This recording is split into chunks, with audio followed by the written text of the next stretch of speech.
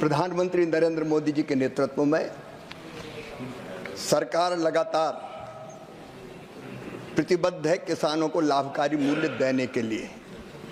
माननीय सभापति महोदय, सबसे पहले तो मैं कहना चाहूँगा कि 2015 में इस मंत्रालय का नाम कृषि और किसान कल्याण मंत्रालय रखा गया।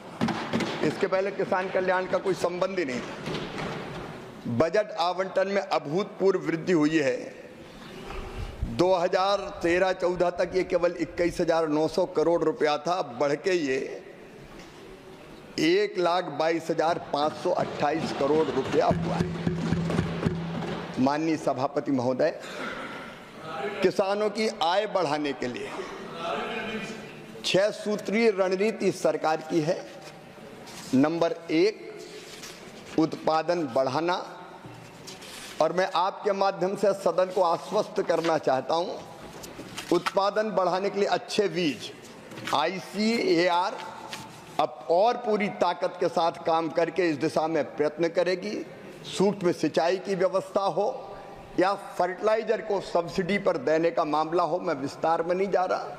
उत्पादन की लागत कम करना, उसका प्रयत्न भी भारत सरकार ने प्रधानमंत्री नरेंद्र मोदी जी के नेतृत्व में सदैव किया है।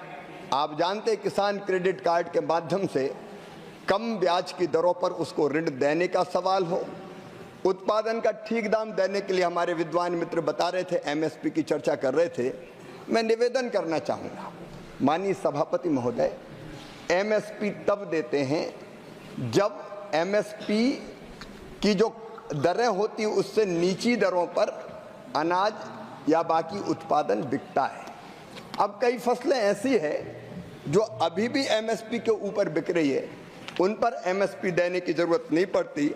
लेकिन मैं बताना चाहता हूं माननीय सभापति महोदय, MSP पर जो खरीद हुई है उसकी भी, अभी MSP की फसलों को देखा जाए तो MSP की राशि 2004 से 14 के बीच में 7,31,000 करोड़ से बढ़कर 14 और 24 के बीच में 20,57,000 करोड़ रुपया हो गई है। ये हमारी सरकार की मंशा का परिणाम है। निरंतर माननीय सभापति महोदय, MSP बढ़ाने का काम इस सरकार ने किया है। मैं विद्वान सदस्य को यह ध्यान दिलाना चाहूँगा, 2014 तक 19 तक जो MSP तय की जाती थी उसमें लागत पर 50% जोड़कर तय नहीं की जाती थी। 2019 में प्रधानमंत्री नरेंद्र मोदी जी की सरकार ने ही यह फैसला किया कि लागत पर 50% प्रॉफिट जोड़कर MSP की दरें तय की जाएगी। माननीय सभापति महोदय, मैं उदाहरण दे सकता हूं, जब उधर की सरकार थी तब MSP A2+FL नहीं दिया जाता था। मेरे पास रिकॉर्ड है पूरा, कभी भी 50% से ज्यादा लागत पर इन्होंने लाभ नहीं दिया। लेकिन हम कटिबद्ध हैं, प्रतिबद्ध है कि कम से कम 50% ज्यादा लाभ देकर किसान की फसलें हम खरीदेंगे। मैं माननीय सदस्य को आश्वस्त करना चाहता हूं, किसान का कल्याण हमारी प्रतिबद्धता है। लगातार MSP बढ़ाने का काम अगर वो चाहें तो मैं पूरा रिकॉर्ड उपलब्ध करा सकता हूं, आंकड़े दे सकता हूं। हमने बढ़ाने का भी काम किया है और जहां जरूरत है MSP पर फसल खरीदने का भी हमने काम किया। मैंने आपको आंकड़े बताए हैं, आगे भी हम किसान के कल्याण में कोई कसर नहीं छोड़ेंगे। MSP को लेकर उसके पहले मैं बता दूं, माननीय मंत्री जी मेरे साथ थे, जाते समय भी थे, आते समय भी थे, और मैंने माननीय मंत्री जी के कहा और मैं आश्वस्त हुआ कि जिस आदमी की पहचान देश में लाडले के नाम से थी वो किसान का लाडला होगा, और मैं पूरी तरह आशावान हूं।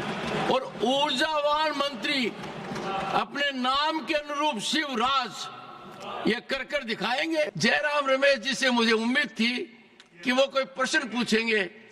किसान को बड़ा अच्छा लगता यदि अगर एक बार भी अर्जेंटमेंट मोशन आता, आया नहीं। शिवराज जी बोलिए। माननीय सभापति महोदय, और आज मैंने आपका नामांकन कर दिया किसान के लाडले। प्रणाम आपको। बोलिए। माननीय सभापति महोदय, आदरणीय जयराम रमेश जी का मैं बहुत आदर करता हूं। उन्होंने पूछा है कि एमएसपी के बारे में उनकी राय, मेरी राय क्या है। बहुत पवित्र राय है।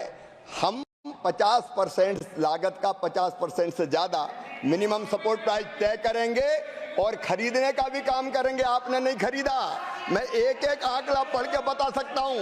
कांग्रेस की जब सरकार थी कभी एमएसपी पे आपने खरीद नहीं की। किसान खून के आंसू रोता था, लेकिन मेरे लिए किसानों की सेवा भगवान की पूजा है और यही मान के उनकी सेवा के काम में निरंतर लगे रहेंगे। एमएसपी पर किसानों को उत्पाद खरीदा है और अब भी पूरा उत्पाद खरीदेंगे और एक दिन में 2 दिन का काम करेंगे। और आपने जो अपेक्षा व्यक्त की है, मेरी कोशिश रहेगी संपूर्ण सामर्थ्य और क्षमता झोंक के काम करके अपने किसानों की सेवा कर सके और कृषि के परिदृश्य को और बेहतर बना सके। विकसित भारत का संकल्प लिया है प्रधानमंत्री नरेंद्र मोदी जी ने, उसी का एक रोड मैप कृषि में भी हमने बनाया है। उसको पूरा करने में कोई कसर नहीं छोड़ेंगे।